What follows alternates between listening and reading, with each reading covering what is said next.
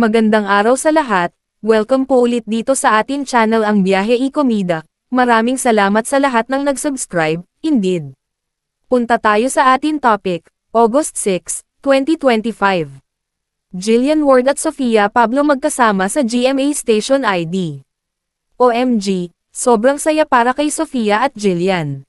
Sana nga ayos na sila. Labis na ikinatuwa ng mga tagahanga ni na Jillian Ward at Sofia Pablo ang muling pagsasama ng dalawang young kapuso actress sa bagong GMA Network Station ID.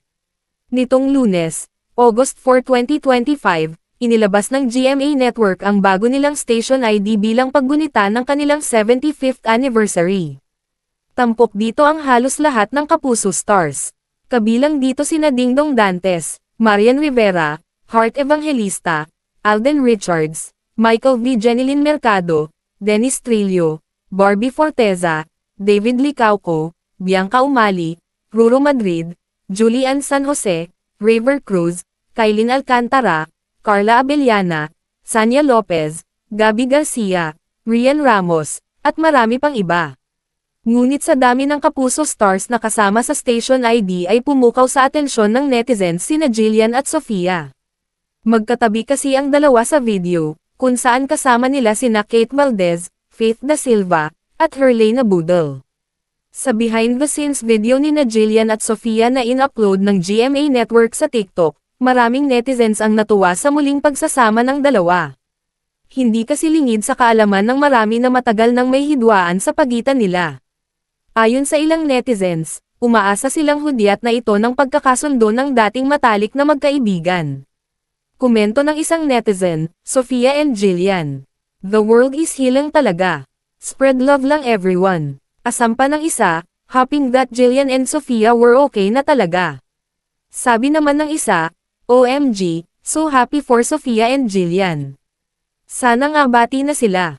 Si Marian at Heart nga nagkaayos na. I think it's time for Jillian and Sofia, dagdag ng isa. Matagal ng bulong-bulungan ang hidwaang nabuo sa pagitan ni na Jillian at Sofia. Ayon sa mga haka-haka, nagsimula ito noong parehas silang bumida sa defunct Kapuso afternoon drama series na Prima Donnas, 2019, kasama si Althea Ablan. Pero walang nagkumpirma o nagsalita tungkol dito mula sa magkabilang kampo. Hanggang noong January 13, 2025, sa interview ni Nelson Canlas sa 24 Oras ay nagsalita si Sofia tungkol sa estado ng pagkakaibigan nila ni Jillian. Saad ni Sofia, I've always said na hindi kami magkaaway, hindi rin kami magkasundo or something. But the truth is I say that para iwas issue na sa amin both. Kumbaga, it's a feud na sobrang tagal na. And I think one of the things kung bakit hindi namin siya naayos is because we never got to talk about it. Hindi na naipaliwanag pa ni Sofia kung saan nagsimula ang kanilang hidwaan. Saad niya, gulat na lang ako bakit biglang hindi na. Ganon yung nangyari sa amin and after nun, we never talked anymore. We're close tapos biglang wala na. Like, literal, wala na. Wala pong buwelo na ilangan, literal stop. Sabi pa ni Sofia, ayoko na rin nai-issue kami both, lalo na pareho kaming nasa peak ng careers. You can't force friendship to reconcile out of nowhere, lalo na pag wala pa kayong reasons na, hindi naman reasons. Parang, wala pa kayong ways na paano nga tayo magkakaayos, walang gusto na ano ang nangyari. Noong January 15, 2 araw lamang ang lumipas makaraang may interview si Sofia ay si Jillian naman ang natanong ni Nelson tungkol sa away nila ng dating Prima Donnas co-star. Aniya, ako po kasi, again, I've doing so much in my life. I don't have time to fight to anyone. Hindi ko po alam kung saan galing yung narrative na yun na we're fighting. Pag-amin ni Jillian, maging siya ay naguguluhan at nalilito sa kinahinatnan ng relasyon nila ni Sofia. Aniya, I'm just confused about what's happening. I feel like what we need right now, all of us, is to focus on ourselves and be very honest with the people around us, and with ourselves. Ayon sa ilang ulat, may kinalaman umano ang co-star ni na Jillian at Sofia sa Prima Donnas na si Will Ashley sa hidwaan ng dalawa. Hindi malinaw kung ano ang papel ni Will sa gusot ng kanyang co-stars na kapwa malapit sa kanya. Pero sa panayam sa kanya ni Nelson na umere sa 24 Oras noong July 8, Sinabi ni Will na handa siyang maging instrumento para magkaayos sina Jillian at Sofia.